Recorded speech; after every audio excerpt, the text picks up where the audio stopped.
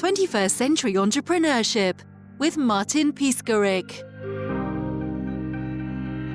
Let's go from the beginning. How did you start it in social media marketing?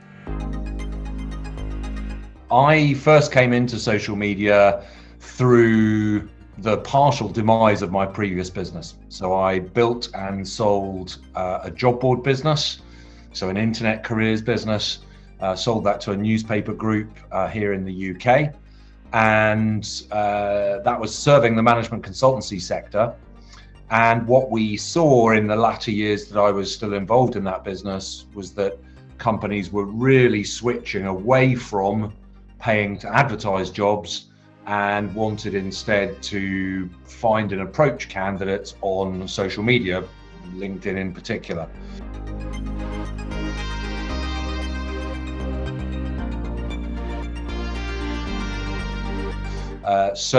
It was really just seeing what was happening in the market. And also the parent company we got bought by brought in a couple of social media influencers at the time. And this is very early days. This is sort of 2010, 2011, to talk about how they were seeing social media impacting the business world.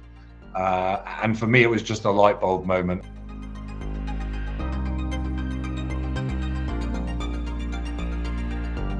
I thought, if this is where all the spend in my market is going, I need to become expert in this. I spent the next 18 months really growing my own expertise and awareness, and then launched Social Hire in 2012.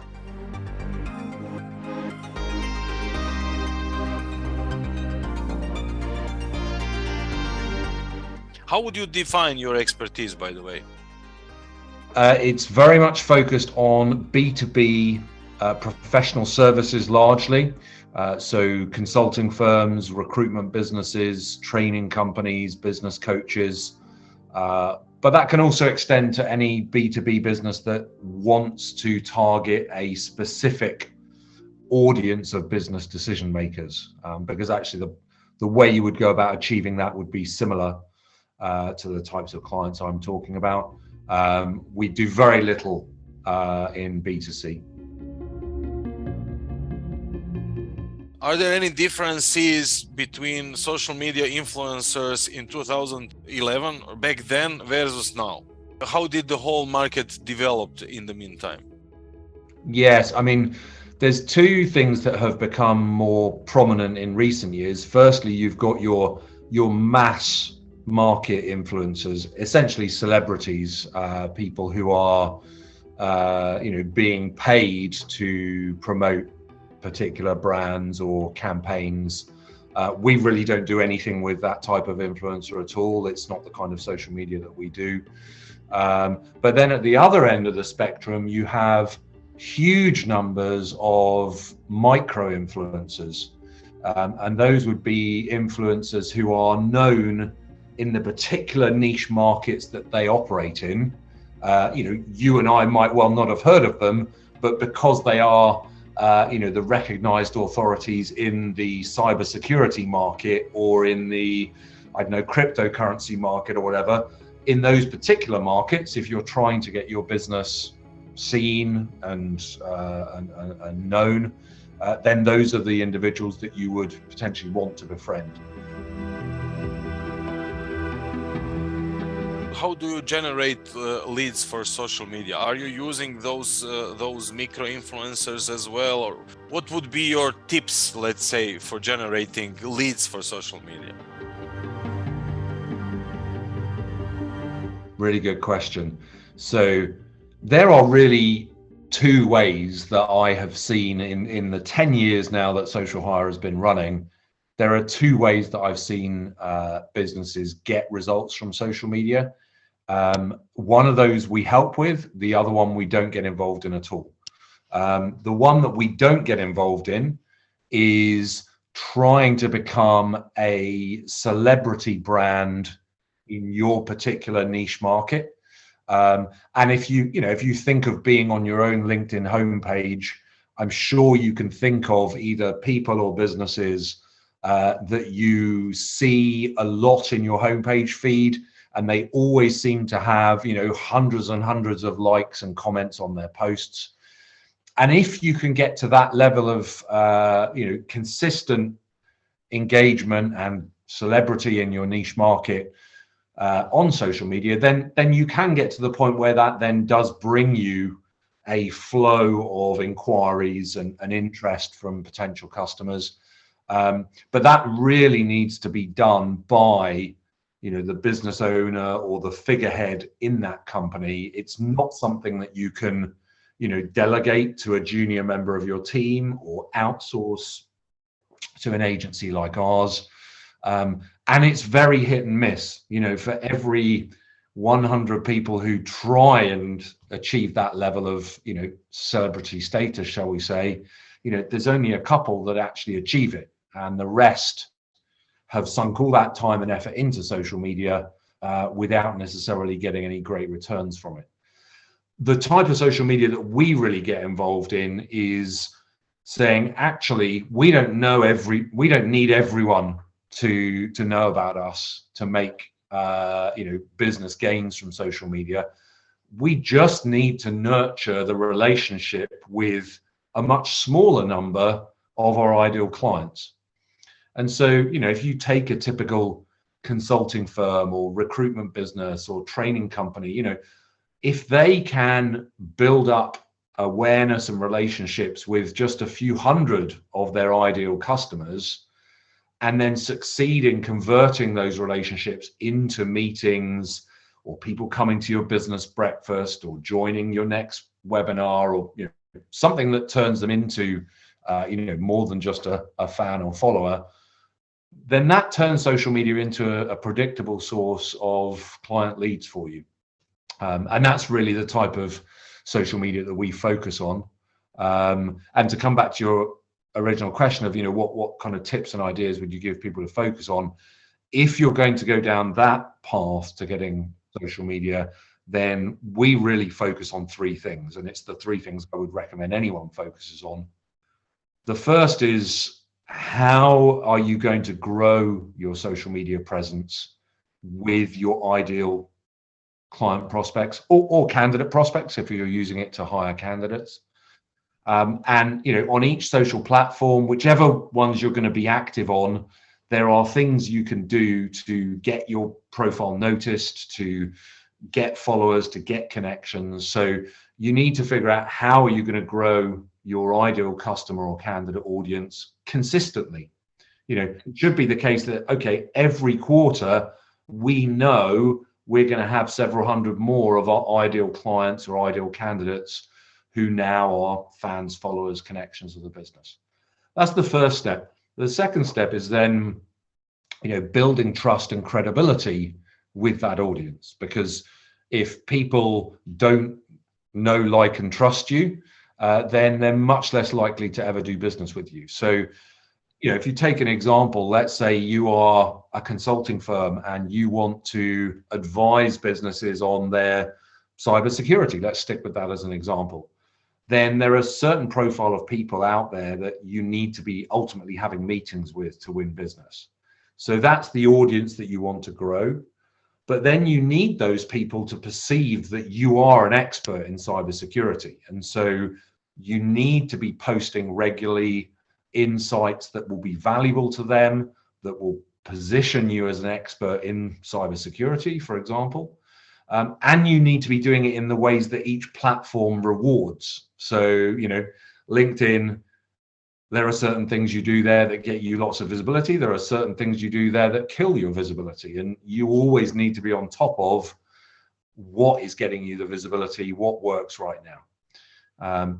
And then that brings us to the third step. If you've built your audience and you've built credibility with that audience, what you've done to that point is build your brand, but you haven't actually produced a regular flow of inquiries or interest.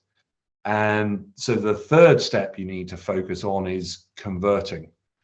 How do you take your LinkedIn connections or your Twitter followers or your Facebook group members and turn them into people who've said, yes, I'd like to come to your next business breakfast, or I'd like to book in for a consultation call with you or a free taster session, whatever it is that's going to convert for your business. And basically, if you can get those 3 steps firing for your business, then you will have, every month, every quarter, a really predictable flow of client interest or candidate interest, depending on what you're using social media for. Does that make sense? Yeah, absolutely.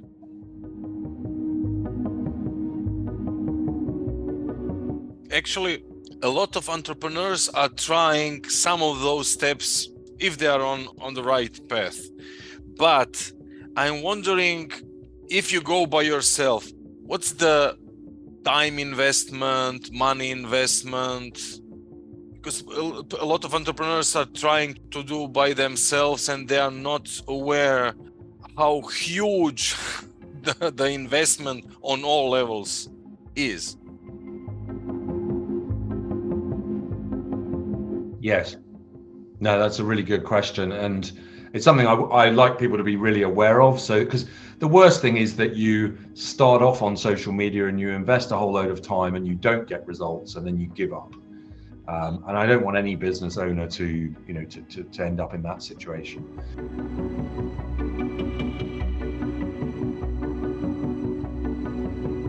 If you're going to go down the route of trying to make yourself, a celebrity in your niche market, then I would advise you need to be devoting 6 to 12 months of your time as the business owner, the founder, to doing all the things that will make that a reality.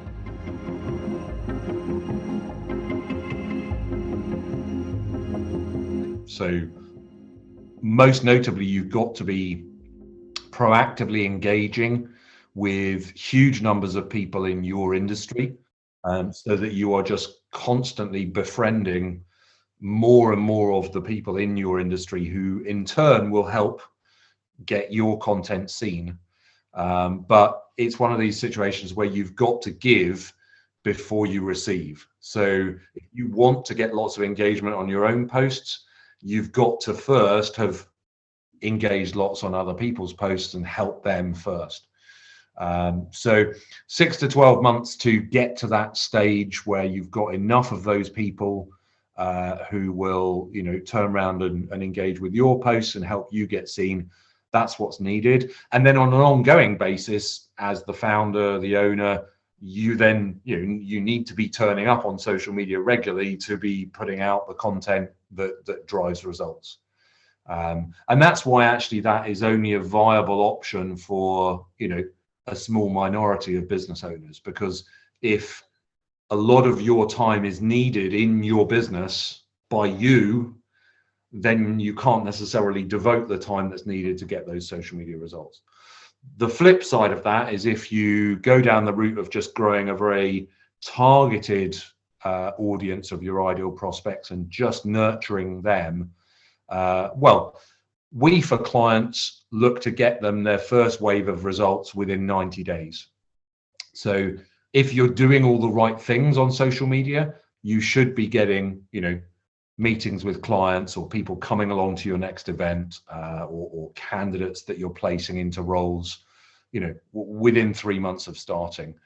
If you don't know exactly what you're doing and you're having to figure things out and test and learn and test, then maybe that 3 months might become 6 months if you're having to figure those things out and make those mistakes and learn from them. But yeah, so it's a shorter time frame for getting results. And obviously, if you engage an agency like ours or a freelancer who's achieved the kind of results you need before, then you're going to be able to compress the results into that kind of timescale.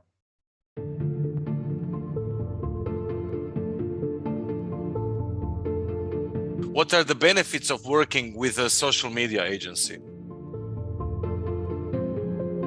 So I think there are a few key things. One is the freeing up of your time. So, I mean, in my previous business, when I built and sold an internet business, one of the biggest, most beneficial decisions I took was to delegate and outsource all the things that I could stop doing myself, that would free me up to focus my time on the things that where I really had the biggest impact in the business.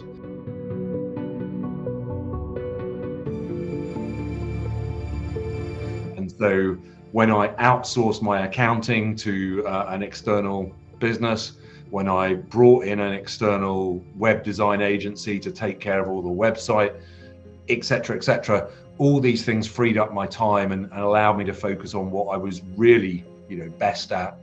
And so certainly I would say for a lot of business owners, just as you would choose to have an external agency do your website rather than try and do it yourself, you'd have an external, firm of accountants. Don't try and do social media if it's not the thing that you are, if it's not your superpower.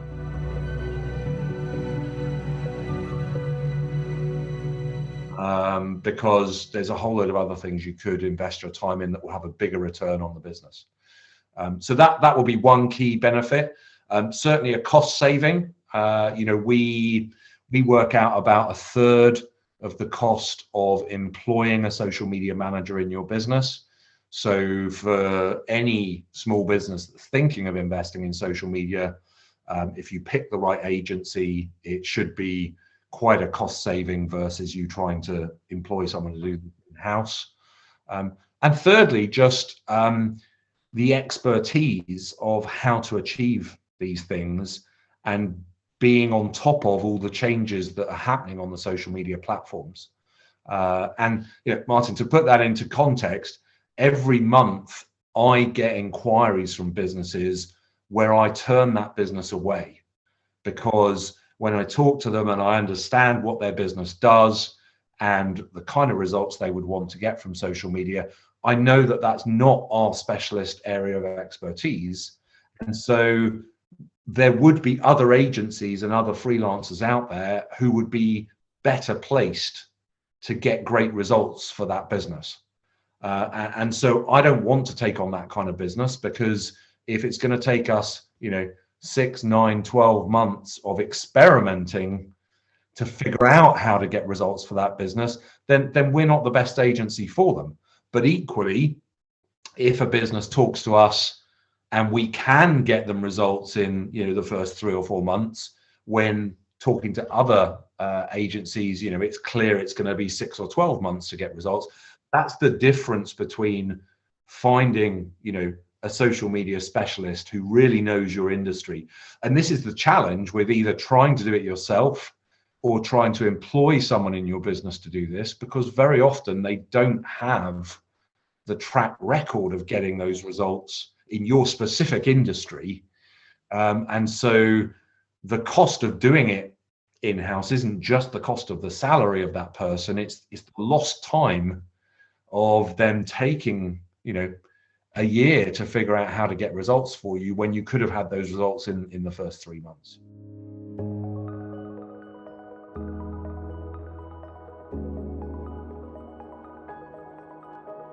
Many of your clients have been with you for years and years. When you say yes to them, what's the formula? Why? What's that specific ingredient?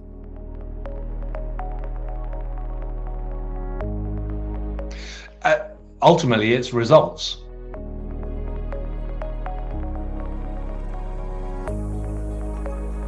So we don't tie any companies into long-term contracts. All of our clients, once they've been with us for the first months, can leave with 2 weeks' notice. But yet, we've got clients that have been with us for, since we started.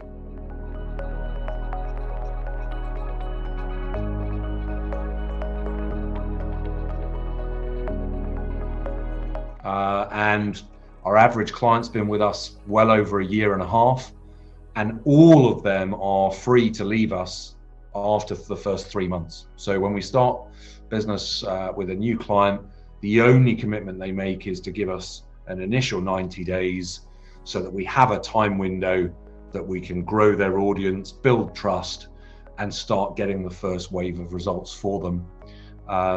And yeah, that's it. That That's the secret to success, is getting results for people. And that's why we're really laser focused on which types of companies we will work with and which we won't work with, because we don't want to win a client who 3 months later leaves, because for us, that's a huge time investment for us to start working with a new business and understand their market and get to know them and work well together. So we'd rather say at the outset, this is not the kind of business we can support and help, or there are other agencies out there that would be better placed to do this. And just knowing your market, knowing who you can help, knowing who you're less well placed to help, that is really the secret to success.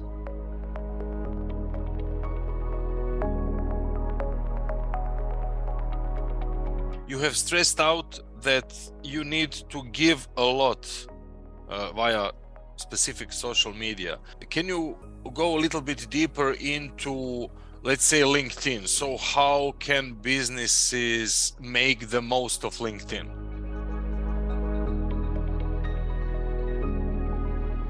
I mean, there's so many different things there, Martin, but just to give you one example, so many business owners don't realize that company pages on LinkedIn are penalized. That's to say that anything that's posted by a company gets seen far, far, far less than the same thing being posted by one of their employees. And that's because LinkedIn obviously, has an advertising model. And if a company wants to have its brand visible and, its latest thought leadership seen, then they want companies to have to pay for that visibility.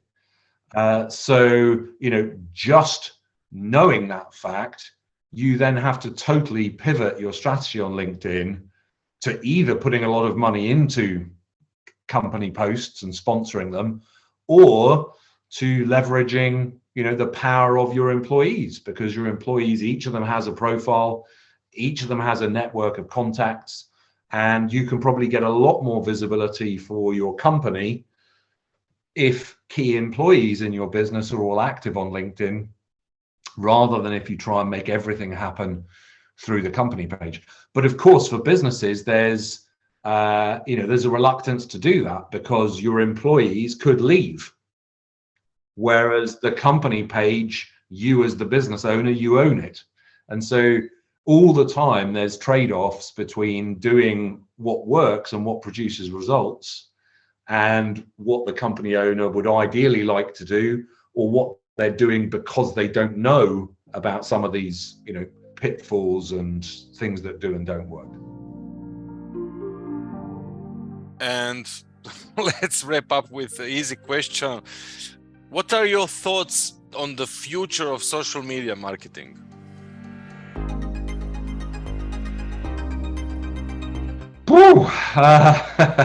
I mean, clearly, social media sites are coming under scrutiny from governments, and rightly so in a number of instances, to do with mental health and kids' well-being and so on. So, I expect to see them be more regulated in the future.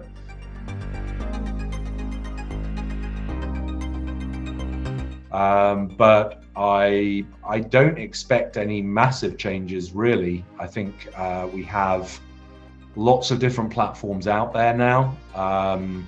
It's hard at the moment to see how a new platform would emerge that would do something that these sites aren't currently doing.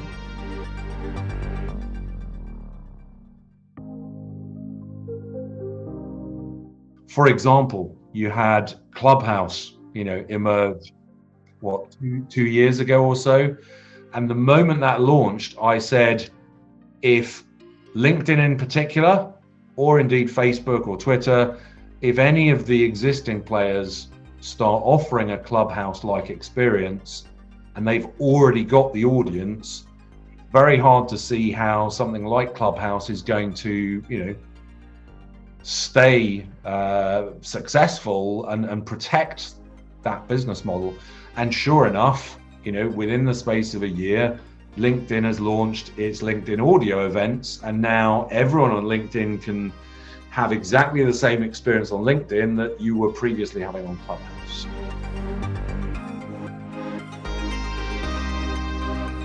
So I don't personally see any huge new platform emerging. I may have to eat my words a few years from now, but I don't see that happening imminently. So I think the biggest question for business owners to decide on is whether they're going to do it themselves or whether they're going to bring in outside experts to do that, but also to decide which platforms you're going to focus your efforts on, because you have to be a really big business to do a great job on all the social media platforms out there. You know, we as a social media agency, we don't invest in all the platforms because it's just too big a task to be outstanding on all of them. So I'd encourage any business owner, you know, listening into this to determine, okay, what are the one or two platforms where your ideal clients or your ideal candidates can best be engaged, and then focus your efforts down on just those one or two key platforms. And that's what's going to position you, or certainly one of the things that's going to position you to be more successful.